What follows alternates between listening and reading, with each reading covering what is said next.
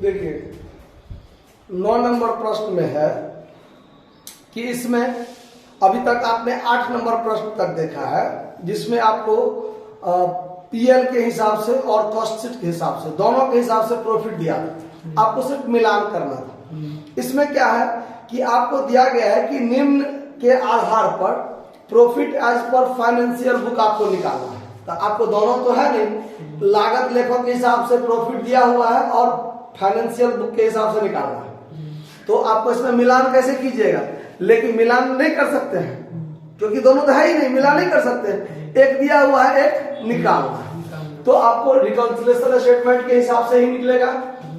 तो यहां पर लिखेंगे सबसे पहले कि profit as per cost book, इसका प्रॉफिट आपको दिया हुआ है। क्या सब देखिए, पहला पॉइंट में कि लागत लेखों के अनुसार लाभ 75,000, ये आपको 75,000 दिया हुआ है। और कुछ सूचना है, क्या है तो कारखाना ऊपरी व्यय लागत लेखों में अधिक वसूल किए गए 7,000 फैक्ट्री ओवरहेड।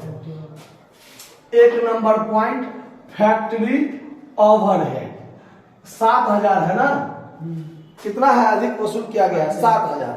फाइनेंशियल बुक में 7,000 ज्यादा है, इसमें भी कुछ ना कुछ होगा, इसमें भी कुछ ना कुछ होगा, लेकिन कितना वो पता नहीं है। लेकिन कहा है कि इसमें 7,000 ज्यादा वसूल किया गया था, खर्चा का आइटम अधिक है, तो अधिक को क्या करो जोड़ दो, अधिक को जोड़ दो। तो यहां लिखेंगे over charge of factory overhead, factory overhead in cost book 7,000 क्या करेंगे जोड़ लेंगे, ठीक है।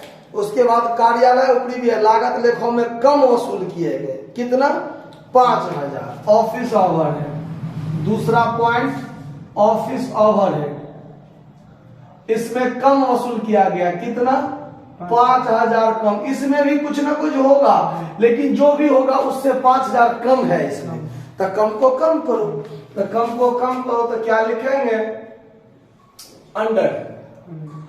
Under charge of office overhead in cost book 5,000 क्या कर देंगे घटा देंगे।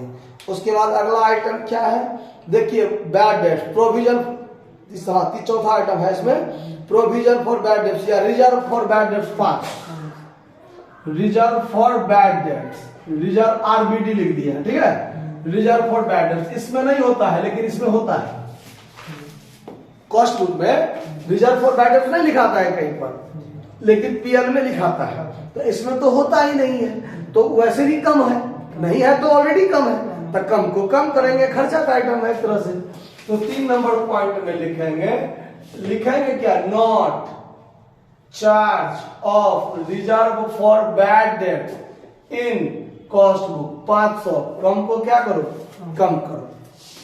अगर दोनों में लिखा है तो अंडर, कम है तो ज्यादा है तो ओवर, अगर एक में है एक में नहीं है तो नॉट चार्ज या रिकॉर्डेड जो कीजिए।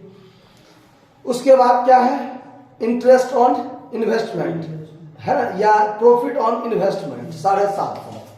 4 नंबर प्रॉफिट ऑन इन्वेस्टमेंट कितना है 750। कॉस्ट बुक में होता ही नहीं है, आमदनी का आइटम है, कॉस्ट बुक में होता ही नहीं है, पीएल में है। तो ऑलरेडी नहीं है तो स्वाभाविक बात है कम है, तब आमदनी का आइटम कम है तो कम को क्या करो जोड़। तो जोड़ेंगे, लिखेंगे क्या तो not recorded of profit on investment in cost book कितना 750 जोड़ेंगे। उसके बाद बैंक इंटरेस्ट है 450, बैंक इंटरेस्ट ये भी आमदनी का आइटम है ना, बैंक इंटरेस्ट 450 कॉस्ट बुक में नहीं है, आमदनी का आइटम है, कॉस्ट बुक में कम है तो कम को जोड़ो। तो लिखेंगे क्या not recorded of bank interest in cost book 450 क्या कर देंगे जोड़ देंगे। उसके बाद है provision for income tax 10,000, provision for income tax, income income tax, इसमें नहीं है, इसमें है 10। तो खर्चा का आइटम कम है तो कम को कम करो, यहां लिखेंगे not charge of provision for income tax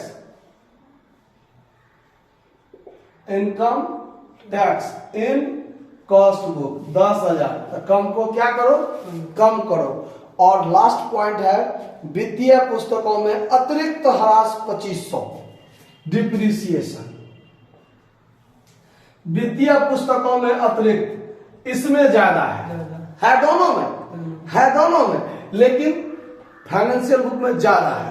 तो फाइनेंस यही ना है, वित्तीय पुस्तकों में अतिरिक्त ह्रास, इसमें ज्यादा है, इसका मतलब इसमें कम है, इसमें कम है।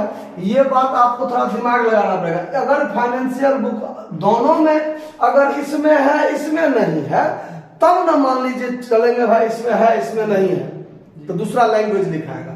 इसमें 2500 ज्यादा है, इसमें भी है लेकिन इसमें 2500 कम है, इसका मतलब ये आइटम इसमें कम होगा कि नहीं होगा। तो कम को कम कर देंगे, यहां लिख देंगे कि क्या लिखेंगे, under charge of depreciation in cost book, कितना 2500। कम को क्या करो, कम करो, यहां पर 2500 कम कर देंगे। समझ आया बात। अंतर जो निकलेगा वो profit as per financial book, समझे। अब इसका जोड़ घटाव कीजिए।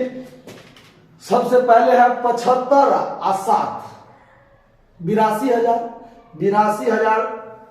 82,000 में से 5,000 जाएगा तो 77,000। तो यहीं से काम करना शुरू करते हैं। 77,000 में से 500 घटा दीजिए, फिर इसमें प्लस कीजिए 750, और फिर प्लस कीजिए 450, फिर माइनस कीजिए 10,000, और फिर माइनस कीजिए 2500। यही है ना। जब 65,200 आया, इसमें भी 65,200 है। तो हम लोगों ने सवाल पर विजय प्राप्त कर लिया। समझ में आया बात, कहीं कोई दिक्कत नहीं है समझने में, नोट कर लीजिए। धन्यवाद।